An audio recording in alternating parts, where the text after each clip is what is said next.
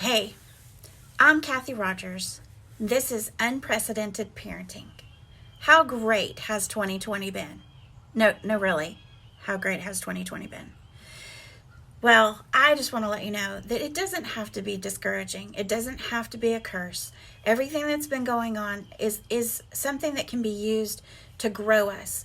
For the Lord to grow us as parents, as families, as worshipers of Him.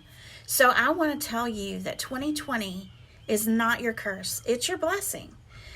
Many of us have come to a place in our lives where you feel that life is just completely upside down, and there's no right side up, and there's no way that we can get back to normal.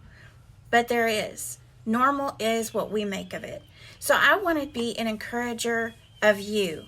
And as a parent myself, I remember back in the day when I was personally forced into parenting from the pew. I didn't coin that phrase. That is not original with me.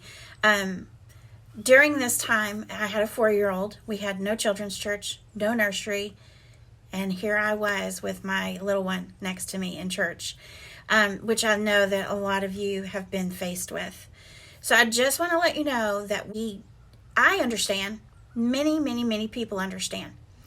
But let's change our perspective. Instead of thinking, oh, he's such a disruption or an interruption, and then let me just also confess a little sin to you.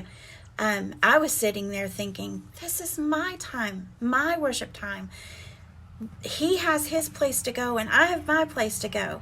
And then in my head, it was like a record scratched. God spoke to me and convicted me that God gave that little boy to me to raise and to disciple and to love and to encourage in the word. And it's my responsibility as his mom and his father's responsibility as his dad to make sure that we are teaching and training him the way he should go. So I was convicted about that, and I started researching things that I could do to help him and myself in church to focus better. So the first Sunday, don't do what I did. I ended up taking some toys, quiet toys, with me to church. And I know that many of us have done this same thing. But then all of a sudden I had all the children in the whole church on my row with me playing with toys. And then all of a sudden it wasn't my son and his quiet toys. It was a pew of children during the entire service, and I was trying to figure out how to keep them quiet. So toys maybe, it's completely up to you. I don't want that to happen to you what happened to me. So quiet toys might not be the perfect solution, but I want to tell you one really great solution today. This is our big tip for today. The sermon notes. I know many of you have probably seen them online. And I will post some pictures here in just a moment, but many of you have seen them online where they have a place to draw what they are hearing. It really teaches active listening, and it makes them be a part of the service. It's interactive for them, and they need they need to be interactive. So I would encourage you to print off some sermon notes. So with our son Jaden, when he was 4, I ended up finding these sermon notes, praise the Lord, and took him to the local stores and let him pick out his own little book, his own binder, picked out stickers, picked out his own dividers, picked out his own pens, which, by the way, another tip, click pens are not a good idea because they click all through the service. So a quiet fidget thing and pencils or just pens with tops or crayons are probably your better bet. Not that I'm a knower of everything, but I'm just going to try to teach y'all things that I learned through experience. So he made his binder completely his. He had his own sermon notes. And then we got really creative. I'm not a computer guru at all, but I do know how to open up Word, and I do know how to paste those little pictures and shapes and things like that. And so we created and designed his very own sermon note. And let me tell you, when he was in on like what shape he wanted, what words he wanted to listen for.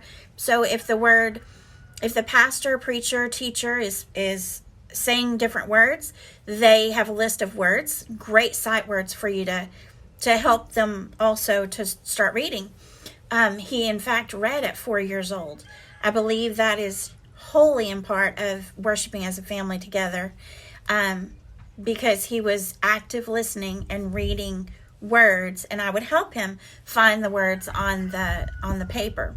So if the pastor, preacher, teacher ends up saying the word love, then he would make a check mark beside the word love.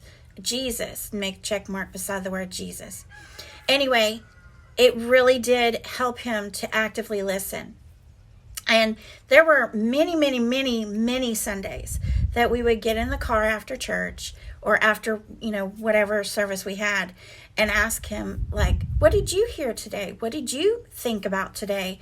And he would almost verbatim be able to tell us what was taught that Sunday or Wednesday night, just because of the active listening that it created.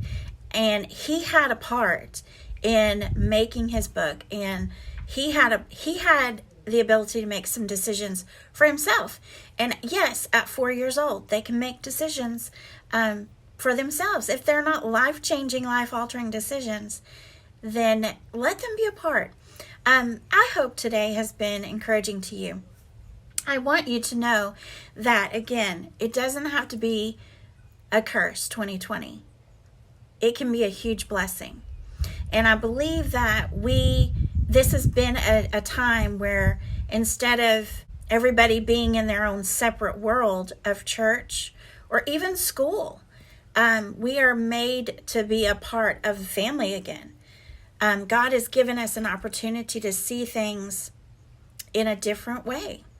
So we can be together or we can be segregated. And I'd much rather be together. Family worship is such a precious thing. God gave us those children, and we wholly will be accountable to Him for the way that we have stewarded our time with our children. So I am praying that this was an encouragement to you, and I am praying for you and your family. I look forward to our next times together, and I hope that any of these tips and tricks have helped you, encouraged you. Leave comments below. I would love to hear from you. I look forward to reading them all, and like, subscribe, share, and have a great day.